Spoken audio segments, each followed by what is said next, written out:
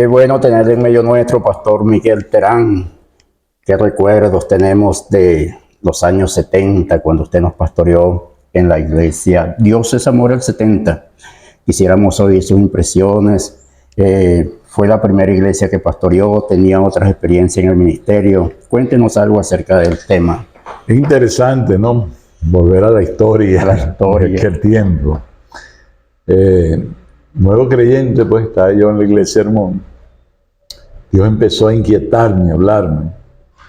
Y yo entré en un ayuno y me fui con un hermano que llamaban Rojita y fui allá y prediqué. Y entonces la gente que se entregaron, yo los dejé allí.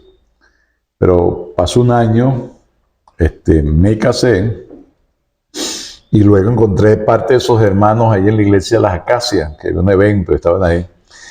Y me dicen, mira, lo andamos buscando porque necesitamos de que usted nos pastoree. Claro, yo traté de decirle a mi esposa para ver si estaba de acuerdo. Y esos billones malintencionados que uno pone. Por supuesto, yo había estado ahí en el año 69, con 14 años. Había estado en ese cerro, pues, pasando penurias, muchas cosas terribles. Y mi intención era no ir más allá. Cuando me convierto, el Señor me pone la inquietud de que debía evangelizar a esas personas.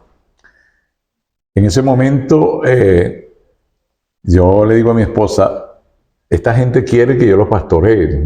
¿Y quiénes son ellos? Bueno, no, que yo les prediqué, que están por ahí en un cerro, así tal. Y me la llevo una noche en una vigilia ya a lo más profundo del barrio. Claro, yo esperaba que cuando yo le dijera eso, me iba a decir, bueno, tú estás loco, ¿cómo se te ocurre que yo me voy a venir para acá? Bueno, hicimos la vigilia en la mañana a las 6, cuando vamos saliendo del barrio. Yo le digo, mi amor, ¿qué te parece lo que esta gente quiere? Yo quiero que formemos una iglesia aquí, que lo pastoreemos. Y yo, ya está, ya me va a decir que, porque se quedó mirándome, y ella me va a decir que no, estás loco. Y me dice, bueno, mi amor, si es la voluntad de Dios, hagámoslo. Ay, Dios. Y ahí yo dije, oye, estoy comprometido, esto viene de Dios. Entonces empecé en un ayuno y estuve como 20 días visitando a la gente allá, viendo él cómo era el asunto. Y el pastor estaba muy preocupado, ¿no? Cuando regreso, el pastor me dice, el pastor Bejarano, él lo cuenta por ahí a veces como anécdotas o ilustraciones. ¿A dónde estabas tú? Fuera de orden, me dice. Yo, no, pastor, yo estaba ayunando.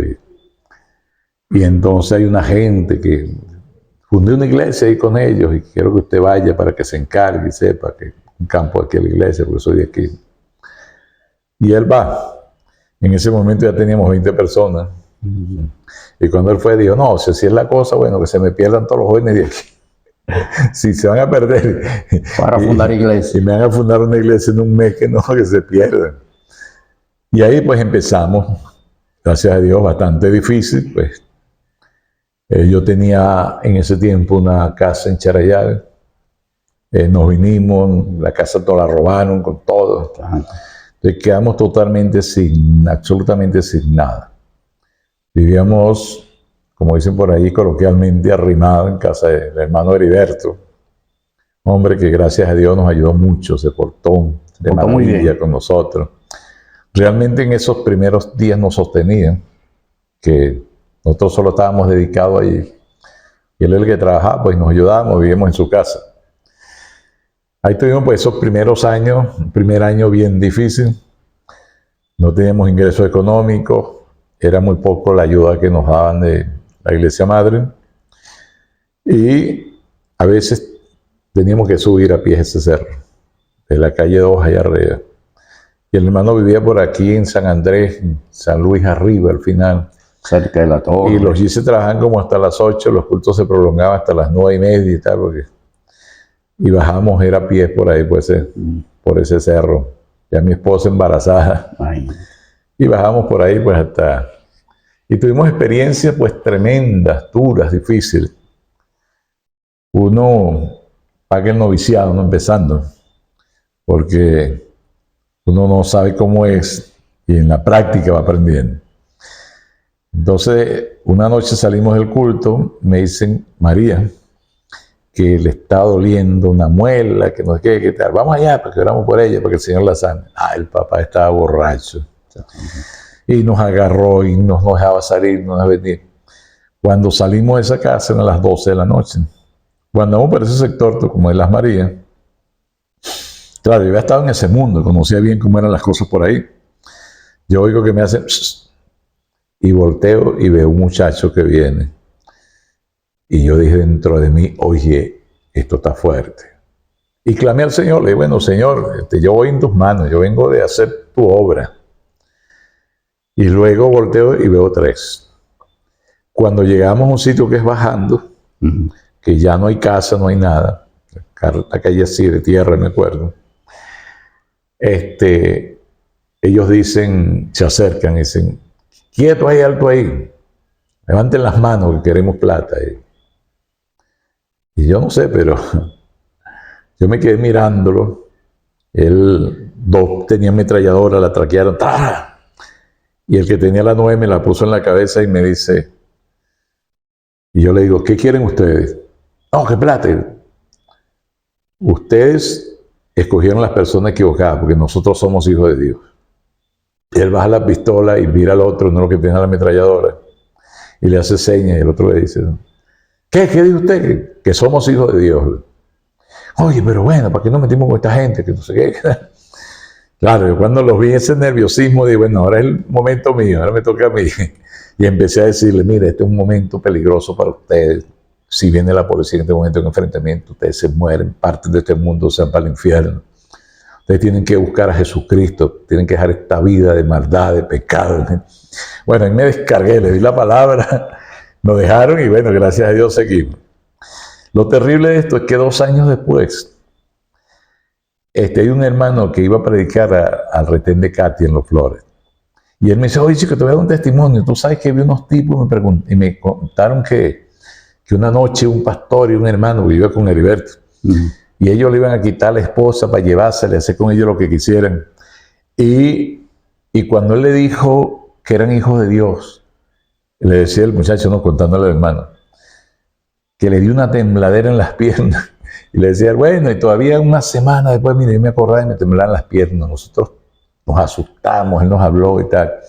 Y eso que nos dijo nos quedó, y por eso aquí en la cárcel yo recibí a Jesucristo, ¿no? Y le estaba testificando. Pero él no sabía que el protagonista del asunto era yo y mi esposa, ¿no? Y bueno, fueron vivencias, ¿no? Tremenda, pero fueron momentos de bendición, de gozo, de alegría. Dios nos fue enseñando, pues, nos enseñó a amar a la gente. Comienzo duro, pero Sí. con buenos resultados. Muy buenos resultados. Sí.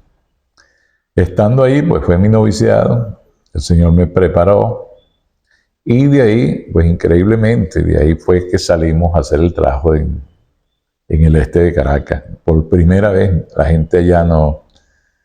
Era difícil, casi nadie conocía el Evangelio en esos sitios. Y yo empecé a ir allá, empecé a reuniones en Valle Arriba, Valle Abajo, el Country Club, que al final, cuando yo me voy a Barquisimeto, son los grupos que toma Eliazar Varela, que también venía de allá a la iglesia, y forma el ministerio ese Rocío del Espíritu Santo. Qué bueno. Pastor, de la gente que pastoreó allí, tanto con los que comenzó, como la gente que al final estuvo con usted allí en Dios es Amor el 70, ¿a quienes recuerda? ¿Qué nombres se le viene a la mente? Hace unos añitos, ¿no? Pero deben haber algunas personas que recuerda allí. Recuerdo cómo se llama el que tenía el carro, el primo. Es Ramón Malavé. Malavé. Recuerda a Ramón Malavé porque nosotros dijimos, vamos a hacer una campaña evangelística para darle crecimiento a la iglesia. Y resulta de que yo me voy con Barceló, que ya para ese tiempo era el tesorero. Y vamos a Katia, a un hermano que tenía como una planta y algo. Y yo, como soy técnico electrónico, yo le dije, no, yo puedo convertir eso como un autoparlante y eso nos sirve para hacer el culto, la campaña. Y entonces yo le digo al hermano, eso lo estoy vendiendo, me dice, en 1.000 bolívares en este tiempo. Y yo le digo, bueno, le doy 1.100 si me lo da con todo el micrófono. Y bueno, negociamos, y le dije, el lunes lo vengo a buscar.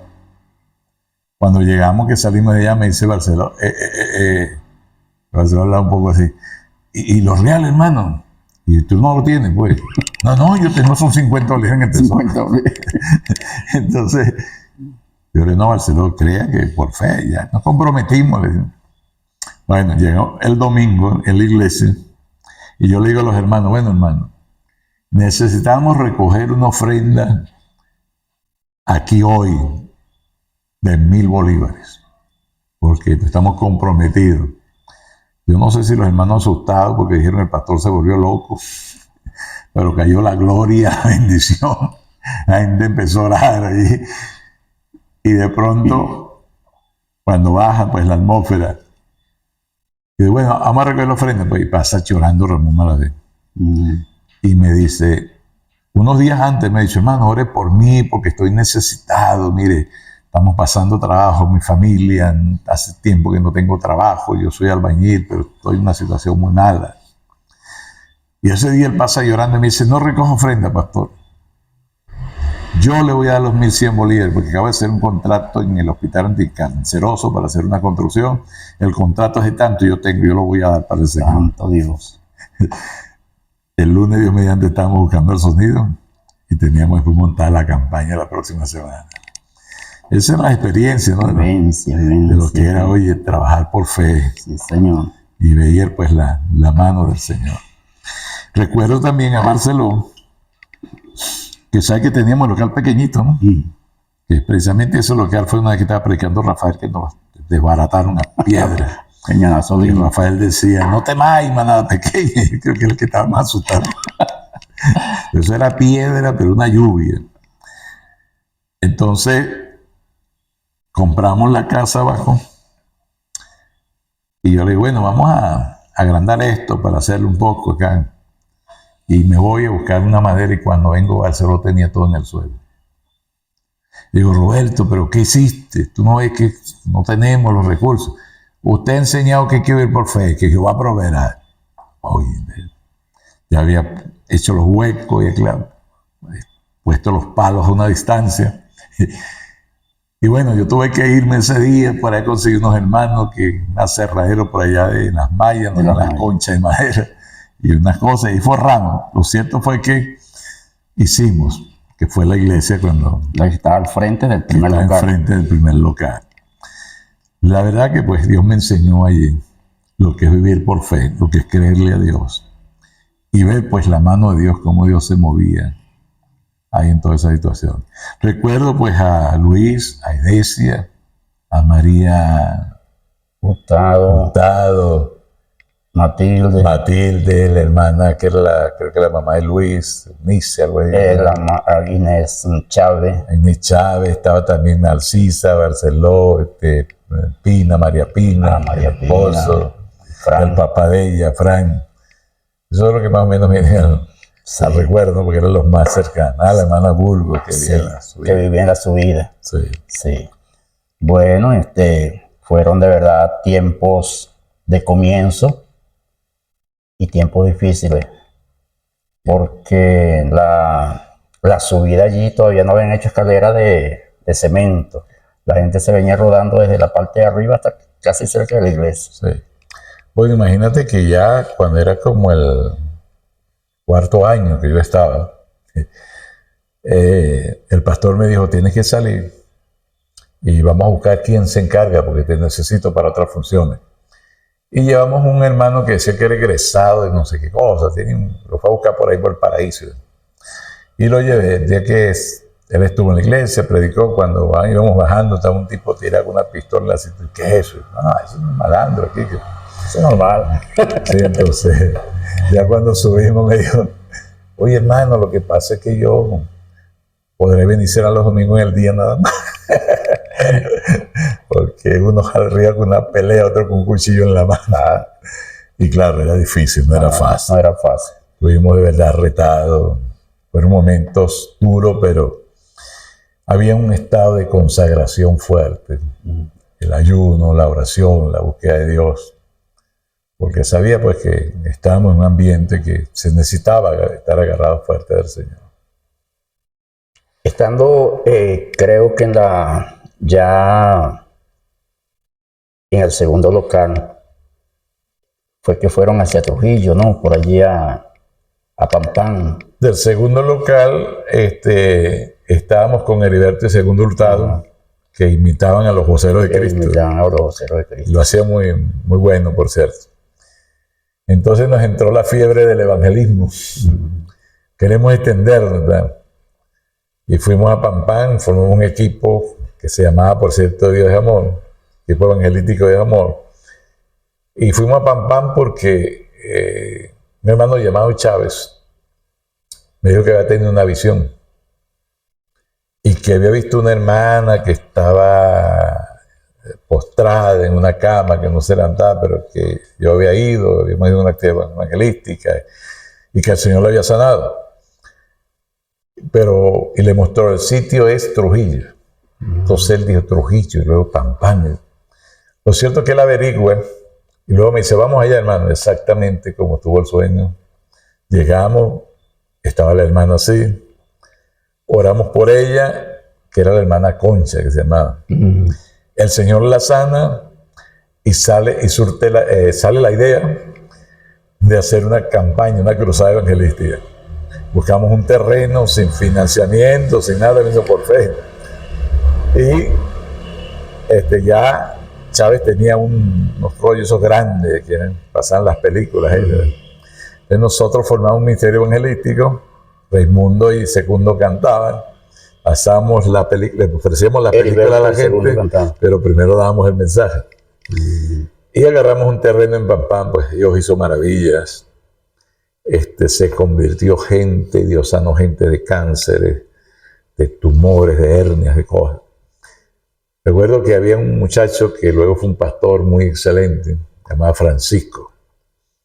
Y él iba todas las noches y me decía, mire, ¿por qué ustedes entierran la Biblia detrás de su iglesia? ¿Por qué ustedes entierran la imagen de la Virgen? Yo le explicaba, no, eso no es así. El día viernes se convierte. Y el día domingo me dice, quiero hablar con usted. Y me dice, pastor, yo era el monaguillo del sacerdote aquí. Pero estuve viniendo porque él me mandó para fue a vigilar y ver la cosa. Pero ya yo salgo de esa iglesia, Dios, porque he encontrado que aquí es la verdad. Aquí he encontrado el Señor. Una muchacha que también llegó a ser es ministro actualmente del Señor, llamada Coromoto. Ella me escucha predicando. Y va y le dice al sacerdote, le dice, mire, ¿cuál es la verdad? Lo que usted dice, lo que dice el hombre que está allá en el terreno. Y el hombre le dijo, ¿tú quieres que te sea sincero? Sí, a eso vengo. Pero bueno, mira, la verdad es la que está diciendo el hombre que está en el terreno. Entonces ella le dijo, bueno, padre, ¿y usted entonces por qué está en esto? No, porque tú sabes que esto vivo yo, esta es mi forma de vivir y no tengo otra. ¿Le fue sincero? Sí, le fue sincero. Claro, eso sirve porque la muchacha se sale de la Iglesia Católica, va a recibir al Señor y hoy día pues una ministra del Señor. Vemos también el asunto de una noche, yo dije, si usted está enfermo pero tiene fe a la distancia, que usted está escuchando por este sonido, si usted cree, Dios le va a hacer la obra. Y vino un hombre ya casi finalizando, porque esas eran las campañas de antes, esa campaña de largometraje. Sí, yo tuve 15 días. Tuve 21 días ahí afuera y luego alquilé una casa con las ofrendas, porque recogí ofrendas de paso. Y alquilé una casa y entonces 15 días más estuve doctrinando y le dije a un pastor. Un pastor después se lo dejé. Que el fruto de esa campaña, nosotros le dejamos, me recuerdo que le dejamos a ese pastor 70 personas. De esa campaña, nuevos creyentes. Y ese señor estaba escuchando a lo lejos y él estaba en su cama enfermo, con una enfermedad terrible. Y él dijo, yo voy a creer lo que dice ese hombre. Y el otro día amaneció sano y fue a la campaña a entregar su vida a Cristo. Bueno. Una mujer que fue ahí con un cáncer, diagnosticado y todo. Y luego fue al médico, le hicieron su radiografía, todos sus análisis, y salió que el cáncer había desaparecido.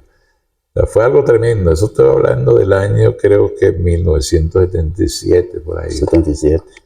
Y toda esa actividad era con gente de Dios es Amor al 70. Sí, señor. Entonces, la primera iglesia hija que funda Dios de Zamora del 70 es Pampán. Es Pampán, sí. Señor. Y bueno, de verdad, pastor, para mí es un privilegio. Me siento contento de que haya aceptado la invitación a estar con nosotros. Estamos viviendo quizás un tiempo como un proceso y me sentí de verdad, como lo dije en el púlpito, respaldado por alguien que siempre he admirado, desde que siempre que usted daba una enseñanza allí, se entendía lo que se decía, se entendía lo que usted trataba de transmitirle o transmitirnos, y creo que eso, junto con lo que usted nos está diciendo de la parte espiritual, de la parte de la oración, de la parte de vivir consagrado a Dios, hizo posible que algo que quizás para la gente no pintaba bien, pues porque en un lugar como ese, hoy por hoy sea un ministerio que está extendido, porque no estoy hablando solamente del ministerio o de los hijos de Dios de Zamora del 70, sino de su ministerio como tal, que Dios lo ha bendecido. Comienza prácticamente en un lugar muy difícil, y hoy por hoy en el 70, bueno, hablar de Dios por todas partes, totalmente diferente a como era en ese tiempo. Ese tiempo se hablaba puro de cosas negativas, de cosas malas. Hoy, por lo menos por donde uno se meta, se habla de las cosas de Dios. Y es allí donde, de alguna manera, como decía Esteban, hay que hacer un desafío en este tiempo. Quizás nosotros ya hemos hecho un trabajo, lo seguiremos haciendo hasta que Dios nos lo permita, pero viene una nueva generación. Tenemos que dejar un legado, y yo creo, en el caso suyo, lo está dejando. Hay mucha gente que lo admira. De hecho, hoy vinieron pastores porque sabían que usted venía a predicar.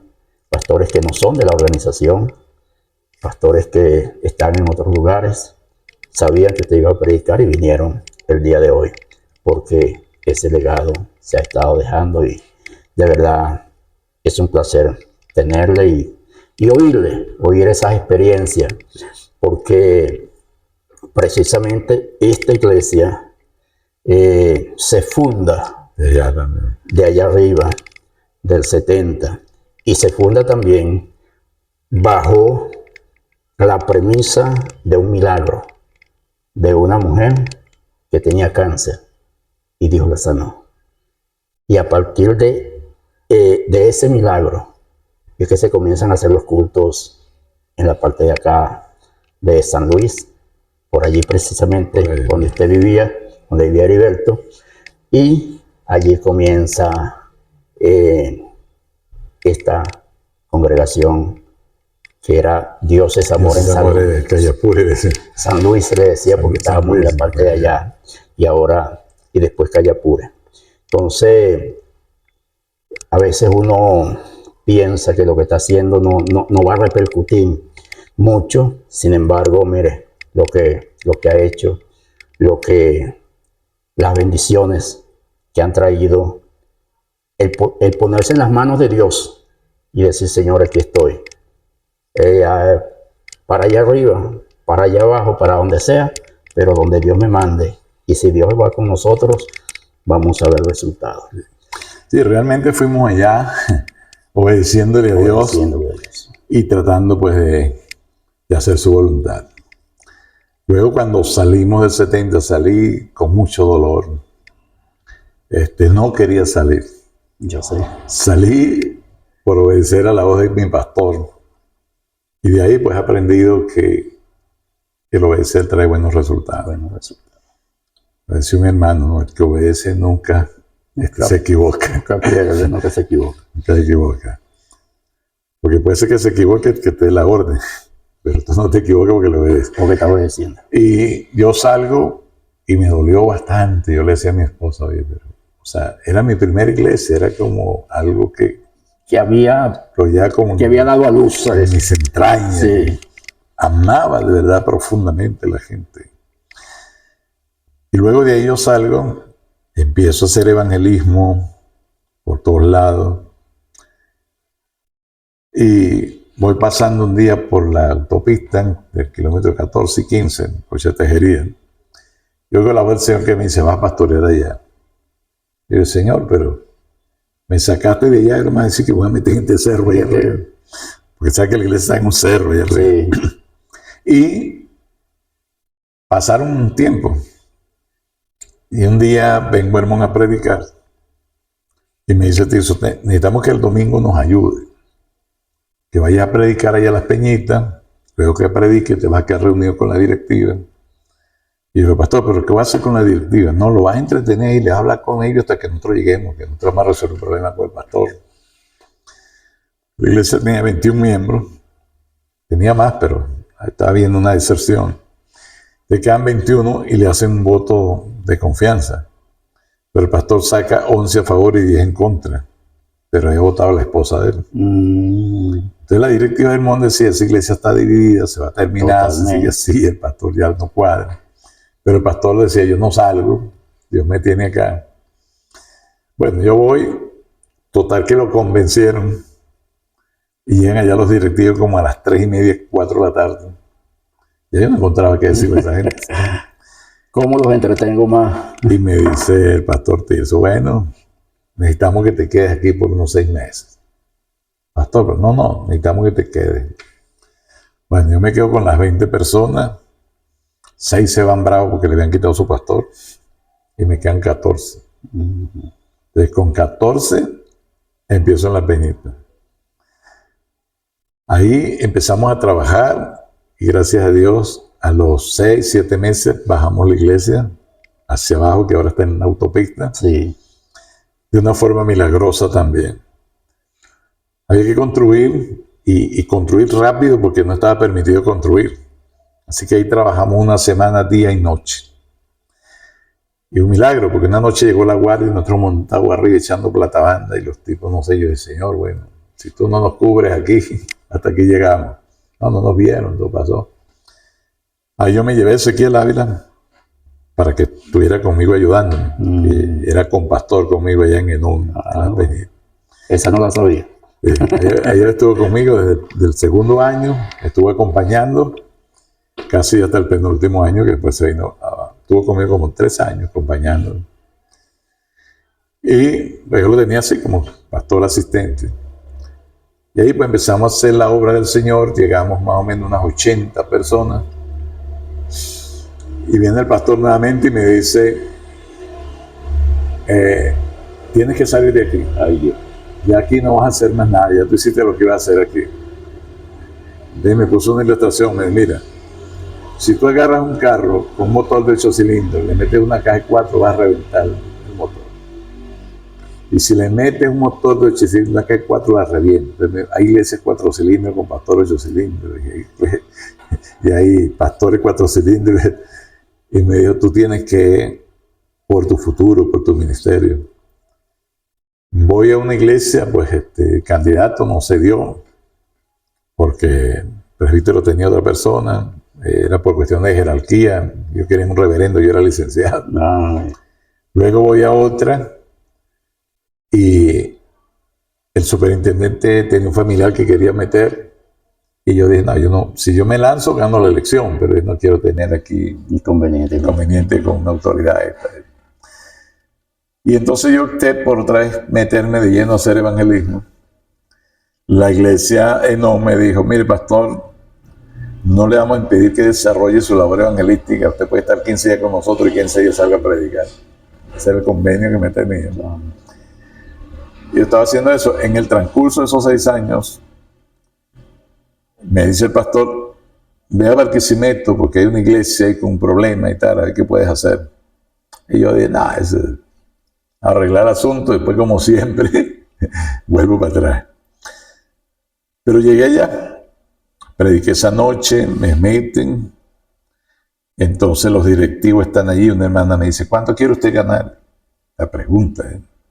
Y yo le digo, no, hermana, bueno, yo dependo de Dios, yo vivo de lo que el Señor me suple, me da. El presbítero me dice, salga, y salgo. Al rato me vuelve a llamar y me dice, toda esta directiva está de acuerdo que tú te quedes aquí con ellos, pastoreándolo, provisional, no sé cómo fue. A la semana llegó y me dijo, tengo el distrito abandonado por tu iglesia, si Bejarano te llamó y yo he visto lo que estás haciendo, tengo plena confianza que te quedes encargado de esto hasta que te puedan elegir. Inclusive ellos pidieron hacerme la elección antes del tiempo. Antes del tiempo. Sí. Ahí pues fue diferente.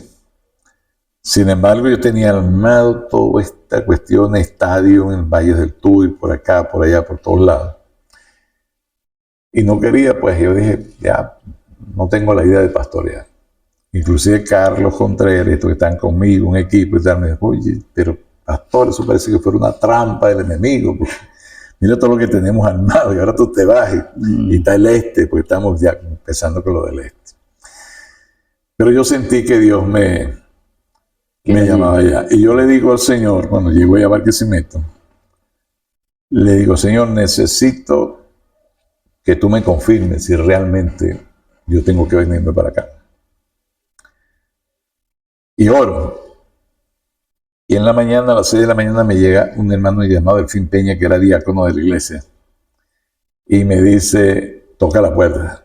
No teníamos nada. Yo dormí en una camita, en una hamaca, y mi esposa en una camita. Estábamos ahí así, parte de los muchachos aquí en Caracas. Y yo le digo, ajá, hermano, déjeme conseguirle por ahí una silla para sentarnos. No se preocupe, me dijo. Esta madrugada me paré a orar y mi papá me mandó a decirle a usted que usted es el hombre para esta iglesia. Prepare todas sus cosas porque usted tiene que venir para acá. Oye. Sin embargo, ese hermano Delfín era uno de los fundadores de la iglesia, un anciano. Yo le dije, Señor, yo necesito una confirmación más. Tengo 3 hijos estudiando. Era el mes de febrero, año escolar ya casi por mitad. Yo voy a ir a ese colegio y le voy a decir a la directora que necesito cupo para mis 3 hijos. Si me dice que no, no me vengo. Voy, hablo. Siéntese ahí, señor, vamos a ver qué tal. Manda a buscar a la maestra de allá, la otra de acá. Todo más lleno. Bueno, pero saca un pupitre y no sé a dónde, qué tal. Y entonces me dice, bueno, el viernes se me aparece aquí con toda la documentación. Bueno, me fui en avión para Caracas porque yo trabajaba en tráfico aéreo y tenía un carnet que me daba el 60% de descuento. Le llevo la documentación el viernes y el viernes yo estoy ahí, una señora dice, mire, pero por favor, una maestra le dice, mire, pero hoy, mira, este señor fue porque yo no sé qué me pasó, pero tú sabes que no hay donde meter más nadie. Lo que pasa es que yo no sé qué me pasó con él. Yo no le di en ese instante, pero de que Dios te controló, te tocó. Claro, claro. Bueno, ahí quedaron ya los muchachos en la escuela y ahí pues ya empezamos. Dios nos ha bendecido y llegamos en el año 88, año 89, entró a la directiva del distrito como tesorero. De ahí pues he estado transitando como presbítero, vice, hasta ahora que soy superintendente. Sí, señor. El año pasado hice un encuentro del fruto de lo que nosotros hemos logrado que entre en el ministerio, ¿no? Fruto de nuestro ministerio. Y reunimos en ese encuentro 38 personas en Lara que son fruto de nuestro trabajo ministerial. Hoy día, la directiva del distrito, el vice, el secretario de finanzas, el secretario de actas, el presbítero de la zona 2, el director de los hombres, son de la iglesia que estoy pastoreando. Qué bueno. Algunos me dicen, no, que tiene una tribu. No, yo no tengo tribu, yo simplemente formo Información. y el Señor es el que hace lo demás. Bueno, pastor, en vista de toda esa trayectoria que tiene como pastor, como evangelista y como directivo de nuestra organización, Y en vista también de que hoy por hoy tenemos mucha gente, inclusive estudiando en institutos bíblicos, pero cuando uno le dice de pastorear, no ponen un vellón, ponen como 20. ¿Qué mensaje le daría usted a los jóvenes que están en nuestras iglesias y que tienen ministerio, pero que no han hecho nada para salir adelante, fundar una iglesia, hacer lo que Dios los manda? Estos días me hicieron una pregunta, ¿no? Me dijeron, ¿qué experiencia tiene usted del ministerio? Y les dije, he vivido los peores momentos de mi vida, pero también los mejores momentos. Qué bueno. Entonces, este es un desarrollo del ministerio que no es fácil. El asunto es la motivación, lo que nos mueve a eso de hacer la obra de Dios. Yo le he aconsejado, porque un día salgo del CEPA dando clases y sale un muchacho, había una graduación, y él me dice, ahora sí van a tener que respetarme, porque ahora soy el ministro del Señor y ya voy a tener credenciales y tal. Muy alto, una posición alta. Le dijo, no quiero enfriarte tus aspiraciones, pero tú no aprendiste en todos estos 3 años lo que significa la palabra ministro. Bueno, pastor, ministro, uno que es llamado por Dios, sí, pero ministro. Cuando tú vas a Corintios, la palabra ministro que dice Pablo es la palabra juperetes. Y juperetes significa el más insignificante de los remeros de la embarcación de una barca. O el más pequeño de los siervos de la servidumbre de una casa. Entonces, ser ministro es ser el servidor de todos los demás. En la iglesia, como ministro, eres número 1 en cuanto a la autoridad delegada de Dios a tu vida. Pero en servicio, eres el sirviente de todo. Por eso es lo que hacemos los pastores. Te llama a la hora que sea, a la hora que puedas ir. Y el asunto es, ¿con qué motivación tú vas al ministerio? Si tu motivación es como me dijo un día uno, voy a estudiar y a prepararme porque los superintendentes tienen buenos carros y andan en camioneta y tienen dinero y viven bien y todo. Esa es una motivación errónea, equivocada.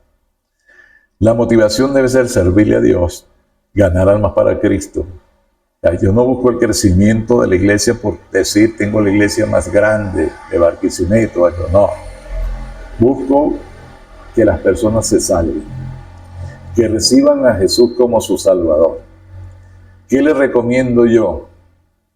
Vayan con la convicción de que Dios les ha llamado. Porque el ancla que nos sostiene a nosotros en las turbulencias de este mar embravecido del ministerio se llama llamamiento. Si usted no tiene llamamiento, usted va a naufragar. Los barcos se mantienen estables en el mar por el ancla, ese aparato de hierro que le lanzan ahí para que no se muevan. Cuando aquí vienen las pruebas y las desilusiones y todas estas cosas, uno solamente puede mantenerse y resistir porque tiene esa ancla que se llama llamamiento. O sea, uno dice, yo fui llamado por Dios. Y si usted está claro de su llamamiento, el Dios que le llamó, ese Dios no le va a pagar mal. Cuando usted trabaja en una empresa secular, usted gana bien porque usted hace su trabajo con eficiencia, con responsabilidad y desea obtener un salario de acuerdo a lo que está hecho porque eso es justo. Si usted le sirve a Dios con integridad, usted le es fiel, pues Dios es más benevolente que el patrón secular del mundo. Ninguno que ha sido llamado por Dios y ha aceptado el llamamiento del Señor y va con integridad, va a terminar mal. Usted va a ser bendecido porque es Dios el que lo llamó, pero tiene que aprender que depende de Él.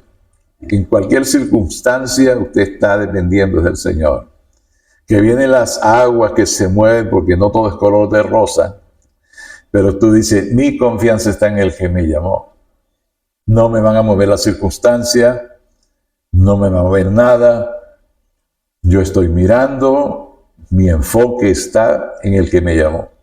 Y si Él me llamó, Él me va a proteger. O sea, yo trabajo para Él. Yo le sirvo a Él. Y algo importante es no cómo empieces, sino cómo termina. Lo importante es cómo termina. Sí, Señor. Que podamos terminar como dijo Pablo. He acabado mi carrera, y la he terminado con gozo. Ministros que empezaron bien, con fama, nombramiento, agendas llenas, y hoy están en la curva peligrosa del camino, tirados en manos de ladrones, en falsas doctrinas, descarriados con situaciones. Empezaron bien, pero terminaron mal. Otros empezaron luchando, allí fuimos aprendiendo, fuimos transitando el camino. Pero que Dios nos ayude a mantenernos firmes y que un día podemos decir, Señor, esto me entregaste, esto me diste, aquí te estoy rindiendo cuenta, estoy terminando bien la carrera que me diste. Amén. Qué bueno, pastor. Gracias, de verdad, agradecido. Y Beatriz, ¿cómo que se durmió?